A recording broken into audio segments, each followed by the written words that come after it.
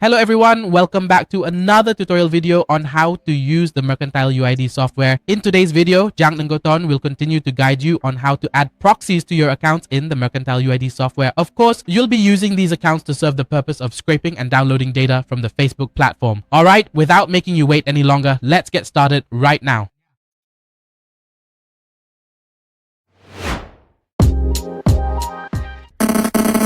Step 1, you will open the MKT UID software. As you can see, this is the main interface of the software. To add a proxy list, you obviously need to have a proxy list first. As you can see here, Rangutul already has a proxy list of his own, so he will copy this list. If you want to add these proxy lists to your Facebook accounts, notice here that we haven't attached any proxies yet. Look at the bottom left corner of the screen, there will be a section called Proxy Management.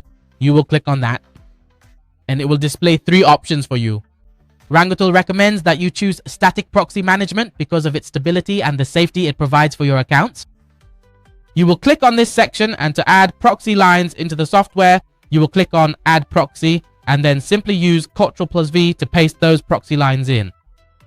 After that, you will choose the format because the format here is hotspot Julian Badwood, okay? So you will select the appropriate format and then click the add button to add it into the software. Once you reach this step, you have successfully added the proxies into the software. Next, we move on to the following step, which is assigning these proxies to Facebook accounts in the G2AT software. This process is very simple. First, you need to select the proxy, then click on Assign Proxy. A window like this will appear for you. Here, it will ask whether you want to assign one proxy to one account, one proxy to multiple accounts, randomly assign one proxy to one account, or randomly distribute proxies evenly across all accounts. Usually, Jankotu tends to choose the last option, everyone.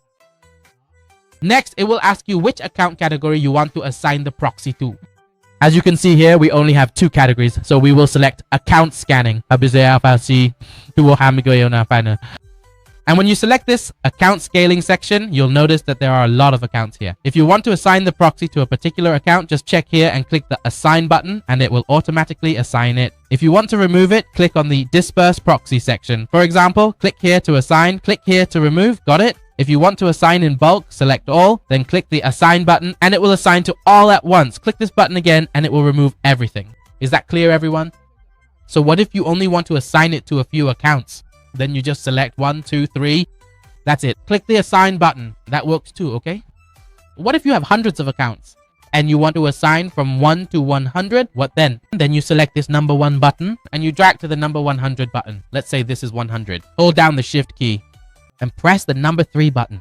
It will automatically extend all the way to there. Then you select and assign, okay? All right, so now Jiang Ho Tu Su Viet and Jiang Ho Tu Su Jiang are all set. Once that's done, we'll just click the close button. And here you'll see the number profile. It's already set to number 5.